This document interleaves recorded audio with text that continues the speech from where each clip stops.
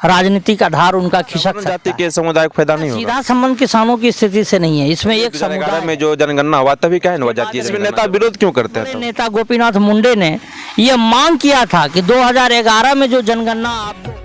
नमस्कार, मैं गौरव गब्बर। आज मैं अपने चैनल के माध्यम से जातीय जनगणना पे बात करने के लिए आया हूं। और अभी अगर बिहार के अंदर की राजनीतिक बात करें तो जातीय जनगणना पे राजनीतिक सियासत भी गर्म है और बिहार में पक्ष और विपक्ष दोनों इस मुद्दे को लेकर आपस में बहस भी कर रहे हैं और सियासतें गर्मी जो है। हम आज जातीय जनगणना की बात करने से पहले आपको इसका थोड़ा कुछ इतिहास के बारे में बता देते हैं कि हमारे देश के अंदर सबसे पहले 1800 जनगणना की शुरुआत हुई थी। उसके बाद संपूर्ण जातीय जनगणना जो हमारे देश के अंदर हुई वो 1881 ईस्वी में हुई थी। उसके बाद 1931 ईस्वी में जातीय जनगणना हुई जिसका डाटा सार्वजनिक किया गया। तभी हमारा देश आज़ाद नहीं था। फिर आज़ाद के बाद जो है 1951 में जनगणना हुई, लेकिन जातीय जनगणना नहीं हो पा रही थी। तो इसको लेके जो है अभी बिहार सरकार अपने खर्चे पे जातीय जनगणना करवा रही है। तो आज मेरे साथ सर्वोदय डिग्री कॉलेज के प्रभारी प्राचार्य सिंटू जी हैं। तो सर से हम बात करने का कोशिश कर रहे हैं। सर, आप कितना लग रहा है कि बिहार में जातीय जनगणना होना चाहिए कि नहीं? बिल्कुल होना चाहिए। जातीय जनगणना निश्चित रूप से होना चाहिए बिहार के लिए, खासकर बिहार में जो पिछड़ी जातियां हैं। क्योंकि अब तक जो जनगणना हो रही थी 1931 के बाद भारत में जातीय जनगणना बंद हो गई। उसके बाद 1951 आज़ादी के बाद जो 1951 से जातीय जनगणना की शुरुआत हुई तो उसमें सिर्फ आपको SC ST समुदाय के लोगों को जातीय जनगणना में शामिल किया गया, जो आज भी है। आज भी जो हमारे देश में जनगणना होती है उसमें सिर्फ 2 सेक्टर, जाति के 2 सेक्टर का गणना होती है, जिसमें आपको अनुसूचित जाति और जनजाति की होती है और OBC वर्ग को छोड़ दिया जाता है। तो सरकार का ये प्रावधान है, सरकार ये चाहती है कि जो सामाजिक और आर्थिक पिछड़ापन के आधार पर सरकार की सारी योजनाएं बनती है। तो इतना बड़ा जनसमूह जो आपको मंडल आयोग की जो सिफारिश थी, उस सिफारिश में ये कही गई थी कि भारत में OBC की संख्या लगभग 52% है। अब 52% अगर यहाँ अनुसूचित जाति पिछड़ी जातियाँ हैं तो उनका अगर जनगणना नहीं होगा तो फिर उसके कल्याण के लिए कल्याणकारी योजना सरकार कैसे बनाएगी? लेकिन हमारे देश के अंदर जो कुछ नेताओं का कहना है कि हम हिंदू हैं, मुझे हिंदू पे गर्व है, ना कि हम जाति में हमें नहीं बांटा जाए। तो इस पे आप क्या कहना चाहते हैं? आपको हिंदू पे गर्व है कि अपने आप जाति पे आपको गर्व है? ना तो मैं हिंदू या जातिवाद के पक्ष में हूँ। ये धर्मवाद, जातिवाद, ये खासकर राजनीतिक एजेंडा जो वर्तमान सरकार भाजपा है ये अभी फैला रही है। यही भाजपा की सरकार है। इसकी कथनी कुछ और होती है, करनी कुछ और होती है। ये जब सत्ता में आपको नहीं थी तो 2011 में जो भारत की जनगणना होनी थी उस समय भारत में कांग्रेस की सरकार थी केंद्र में, और इन्हीं के सरकार, इसलिए भाजपा के अति पिछड़ा नेता गोपीनाथ मुंडे ने ये मांग किया था कि 2011 में जो जनगणना आपको होगी भारत में तो केंद्र सरकार इस जातिगत जनगणना में आपको जातीय जनगणना करे ताकि जो पिछड़ी जातियां हैं उनके समाज के वर्गों को लाभ हो सके। तो जब ये सत्ता से बाहर थी तो जातीय गणना का समर्थन कर रही थी, आज सत्ता में बैठी है तो जातीय जनगणना का विरोध कर रही है।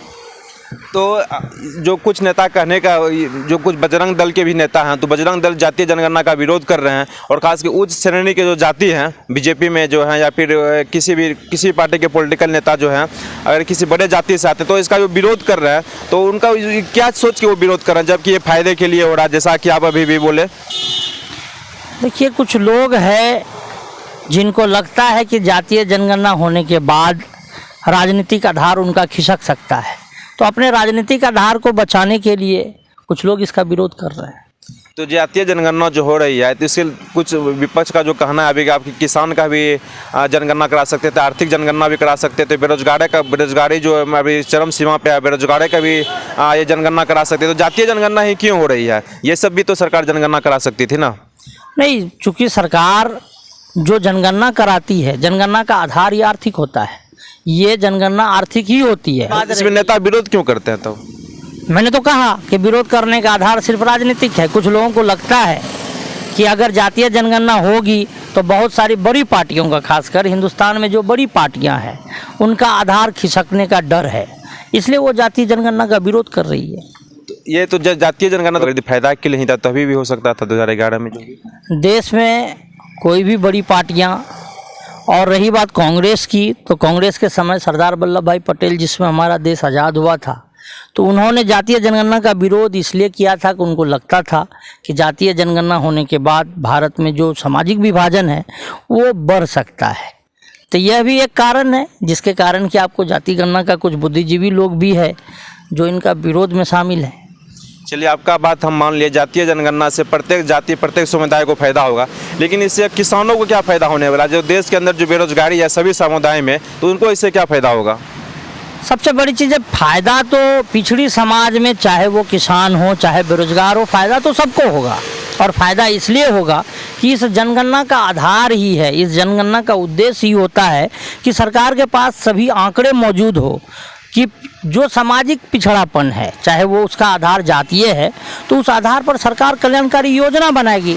तो योजना बनाने के लिए उसके पास तो डाटा होना चाहिए, उसके पास ये जानकारी होनी चाहिए कि किस जात की आबादी कितनी है और उसका पिछड़ापन कितना है। तो आपको क्या लग रहा है, ये जनगणना के बाद जो किसानों की स्थिति है उसको किसानों की स्थिति में सुधार होगी कि नहीं?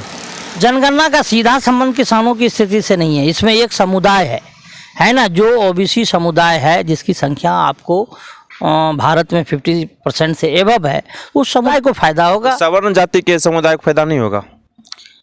सवर्णों को भी फायदा होगा अगर सबका जातीय आधार निकलेगा, जिसकी जितनी संख्या होगी।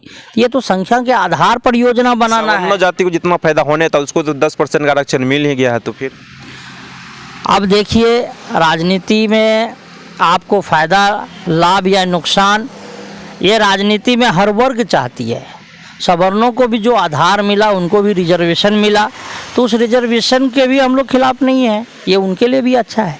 समाज में अगर रिजर्वेशन मिलता है, अगर संख्या के आधार पे ही रिजर्वेशन मिलना है तो सबको मिल रहा है, जिसमें कोई दुख की बात नहीं है।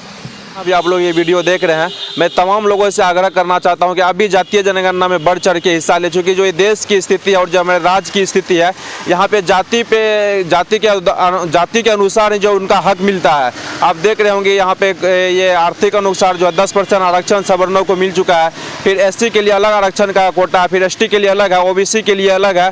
तो जिसकी जितनी आबादी है उसको उतना हिस्सेदारी मिलना चाहिए। इसलिए आप लोग बेझिझक अपनी जाति को बताएं और जातीय जनगणना में बढ़ चढ़ के हिस्सा लिए। तब तक के लिए जय हिंद, जय स्वराज।